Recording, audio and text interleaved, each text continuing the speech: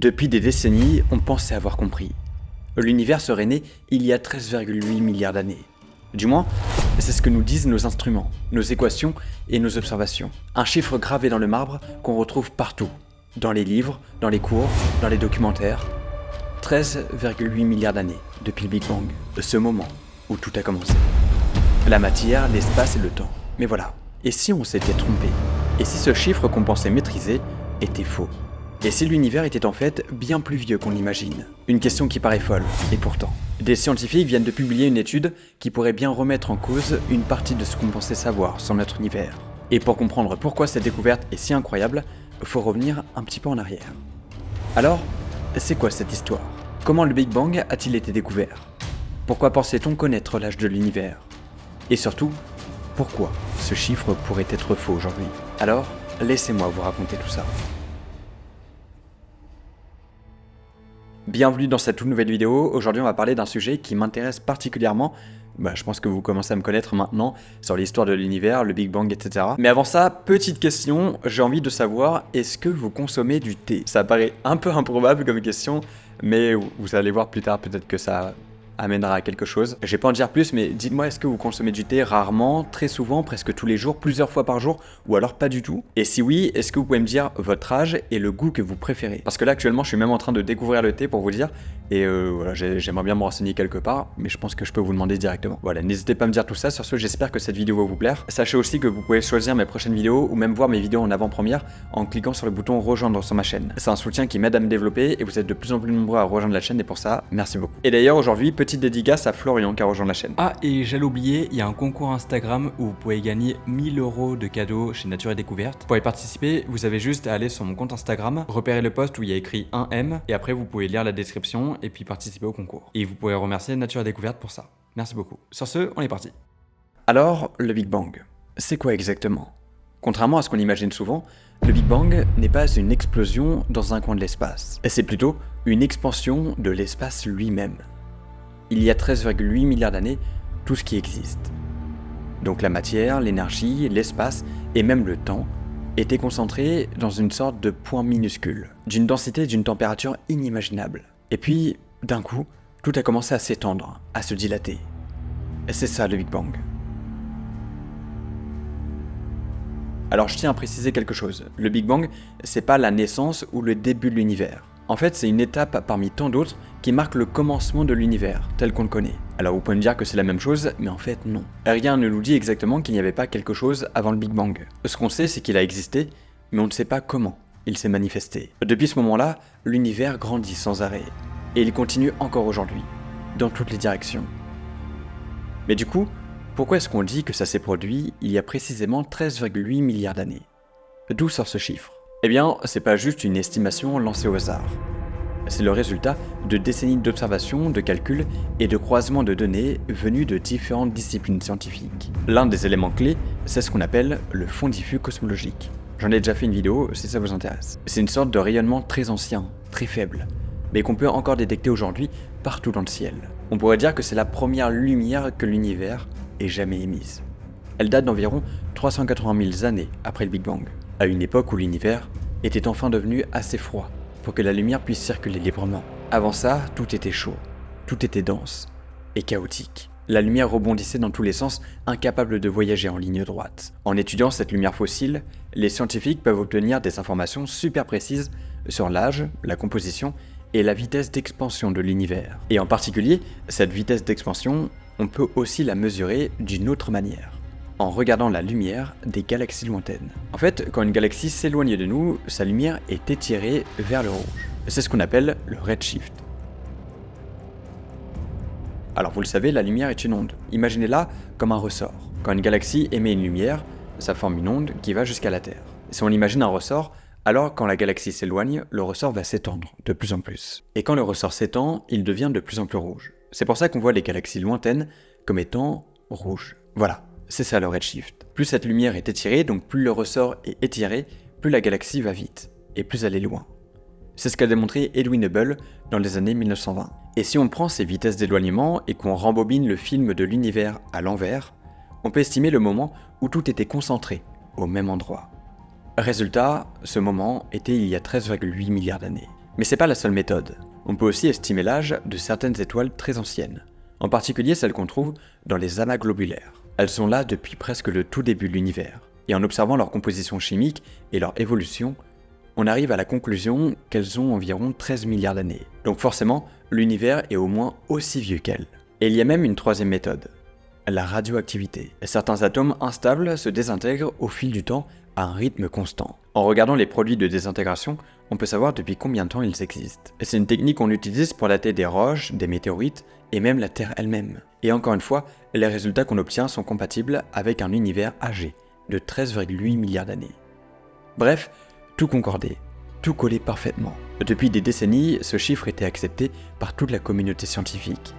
Mais voilà, depuis quelques années, on commence à faire des observations étranges, des anomalies. On découvre, grâce au nouveau télescope James Webb, des galaxies trop massives, trop lumineuses et surtout trop loin, formées à une époque où, théoriquement, elles ne devraient même pas encore exister. Et face à ça, certains chercheurs commencent à se poser des questions plus profondes. Est-ce que le modèle actuel est vraiment complet? Et si on s'était trompé quelque part? Pas sur tout, et peut-être sur un détail fondamental. Alors accroche-toi, on rentre dans la partie la plus intrigante de cette histoire. En fait, récemment, des scientifiques ont fait une découverte surprenante dans l'univers très jeune. Ils ont découvert une galaxie morte. Alors, une galaxie morte, ça veut dire quoi? Eh bien tout simplement qu'elle a arrêté de former des étoiles. Plus aucune naissance stellaire. Une activité à l'arrêt. Cette découverte, elle n'a pas été faite par hasard. C'est une équipe internationale, dirigée par l'Université de Genève, qui a mis la main dessus, grâce au télescope James Webb. Alors cette découverte, elle fait partie d'un programme européen qu'on appelle RUBIS, une étude dédiée aux objets rouges et lumineux en infrarouge.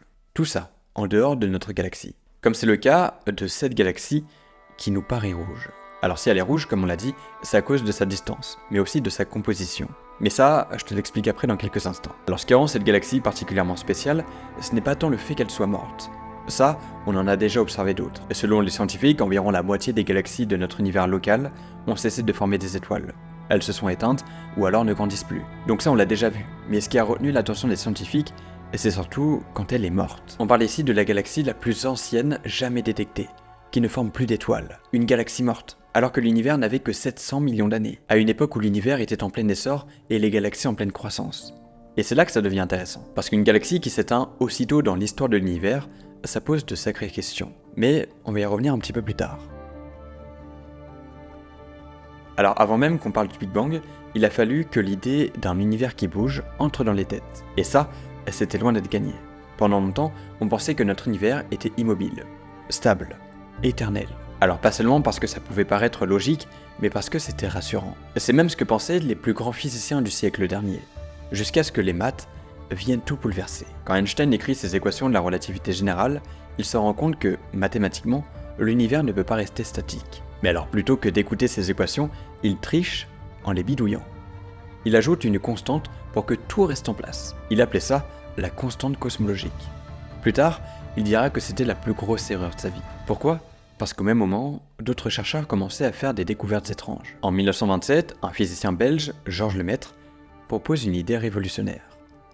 Et si l'univers était en expansion?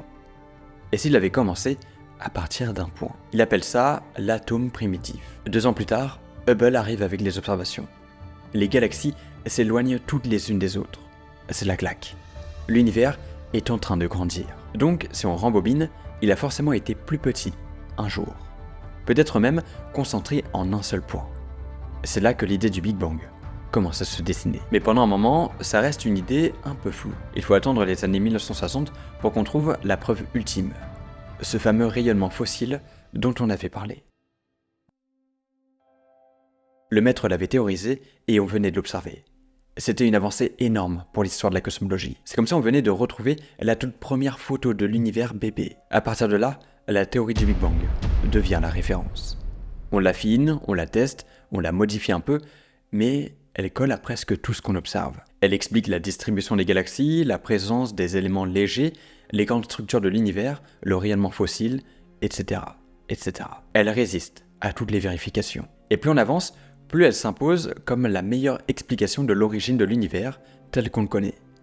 Mais voilà, même une théorie aussi solide peut se retrouver face à un mur. Parce que l'univers, il aime pas trop qu'on pense avoir tout compris. Avec l'arrivée des nouveaux télescopes, on découvre des choses bizarres. Des galaxies qui semblent trop vieilles, trop évoluées, pour exister si tôt après le Big Bang.